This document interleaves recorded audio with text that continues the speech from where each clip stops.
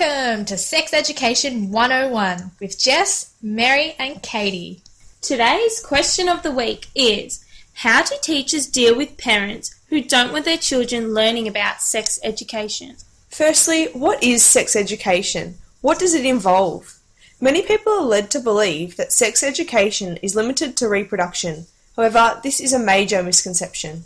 Other areas included are, but not limited to, reproduction, how the body works, puberty, body parts, personal identity, sexual identity, relationships, decision-making, risk-taking, peer pressure, family diversity, beliefs or religious views, accessing community resources, so helplines, personal networks, and health professionals, critical thinking, analysing or interpreting sexualisation in the media, and forming attitudes.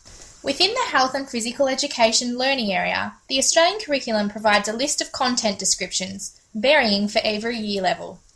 We have highlighted the content descriptions related to sexual education in the tables shown. Foundation or prep age children should learn about the parts of the body. Years 1 and 2 are recommended to learn about personal strengths and weaknesses, diversity within people and their families, and begin discussing physical changes. Years 3 and 4 include puberty, personal identity, emotional responses, and the critical analysis of media. Years 5 and 6 discuss puberty more explicitly, community resources such as helplines and medical services, healthy relationships, deeper emotional responses, peer pressure, diversity of relationships, for example same-sex, and beliefs and attitudes. Here is a scenario where a parent does not want their child learning about sex education. Excuse me, Laura. I'd like to have a word with you about the sex education topic that you'll be starting next term. What about it? I'm a bit concerned about the content. I don't believe it's appropriate to be teaching kids in primary school about sex. Well, they need to learn it. It's part of the curriculum. Well, I'm not comfortable for Sarah to be engaging in this learning, so I would like her to be removed from the class during this time. It is part of the curriculum. They need to know this. Every other child in the class is doing it, so Sarah will be too. I will not be sending her anywhere. She's going to participate. I'd like you now to just take a minute and reflect on this scenario. What did you think about how the teacher handled it? List as many reasons as you can about why this may not have been dealt with correctly by the teacher. Here are some examples of what we wrote down. Here is an alternative situation.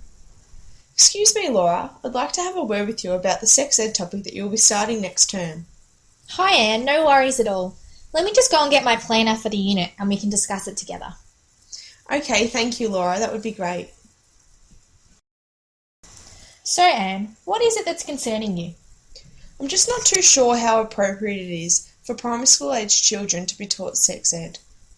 Okay, let's look at the planner. I'll get you to highlight the content you aren't wanting your child exposed to. Okay, so I can see that you're concerned about Sarah learning about puberty and in particular periods. Firstly, I'd just like to mention that the environment in which we conduct these lessons is safe and students can contribute as little or as much as they feel comfortable with. Sarah doesn't need to know about any of that just yet. I feel as though it is my role and responsibility. I will know when she's ready to learn. You're right, I agree it is a responsibility of yours. However, I feel as though it is a shared responsibility between parents, teachers and the broader community. Although Sarah may not be experiencing physical changes at the same rate as some of her classmates, she may be potentially experiencing levels of anxiety in regards to the fact she has not yet experienced these changes.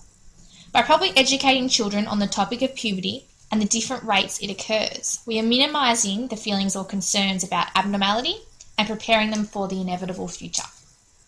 Those are great points you've raised. However, I still have some concerns, and if I do allow Sarah to participate in this learning, then I would like to be more involved. Okay, great. I personally believe it's a great decision to allow Sarah to participate in this class. I'll send you all the unit plans and the lesson plans and we'll go from there. Hopefully you can come and participate in the classroom as well. Thank you so much for taking the time to sit down with me. I really appreciate it. As you've just seen, the teacher in this scenario took a different approach to dealing with the situation, which is more likely to produce a desired outcome. Here is a procedure you can use if you are ever in the situation yourself. The first thing teachers should do is to ensure the parent that they are taking their concern into consideration, then organising a time to have a meeting about it. Within the time between being made aware of the issue and sitting the meeting, the teacher should then make themselves aware of the school policy. This is the philosophy of the school. It is an agreement or a vote by the school council, which consists of parents, based on what they and the community believe students should know. They should have this ready to present and discuss with the parent. During the meeting, these are the steps that need to be taken. First of all, go over the school's policy with the parent. Provide a detailed account or unit plan on what is exactly being taught. Highlight the areas that the parent are concerned with. Discuss how these areas are of benefit to their child's learning and development. The teacher should aim to be as persuasive as possible in this discussion, as the ultimate goal is for the teacher to get the student participating actively in the class, avoiding separation and exclusion from valuable learning. Once you have explained the reasoning behind teaching this particular area of sex education, it is then time to touch base on the parent's current position. If they have decided that they want their child to participate in the learning, firstly ensure them that they have made a great decision. Then offer them the opportunity to email any concerns they may have throughout the duration of the unit. Offer them the unit plan and lesson plans and content, including activities and worksheets for their own personal use. Finally, offer them the chance to sit in on the lessons. If they are still not wanting their child to participate in the learning, parents will need to provide a written consent for wanting their child sent out from the classroom and into another class or area of the school.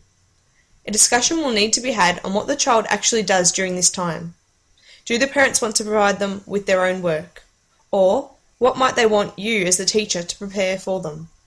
Ultimately, the aim for this situation is for students to still be engaging in valuable learning during this time, as opposed to wasted fill-in time where the child is left doing nothing and learning nothing. Let's talk about why sex education is important. Teaching sex education encourages students to develop a set of personal values based on respecting themselves and others. Students who understand this are able to develop meaningful and respectful relationships. Sex education enables students to learn the correct names of body parts, understand human reproduction, explore family relationships, how to be safe, and develop confidence. These are built upon gradually in line with age and development of a student. Sex education is seen to be of a high value to students as it helps them gain a positive view of sexuality. They are able to communicate clearly to parents and doctors, develop online safety skills, helps with physical and emotional changes with what puberty brings, and is an integral part of each person's identity. There are a few more examples as to why this is important for children, and it will be beneficial for you to take time and read about these positive experiences. Remember, sex education is safer than no sex education at all. The Department of Education and Early Childhood Development states comprehensive, inclusive sexuality education is a compulsory part of a school's health education curriculum, taught and assessed by teachers. It acknowledges that sexual education is a joint responsibility between parents, child, school and teacher, and community. This therefore means parents do have a right to withdraw their children from the school's program. Each school will have its own policy regarding health and in particular sexual health. The Department of Education has a resource called School Policy as Advisory Guide, which will aid schools and their councils in creating their own policy.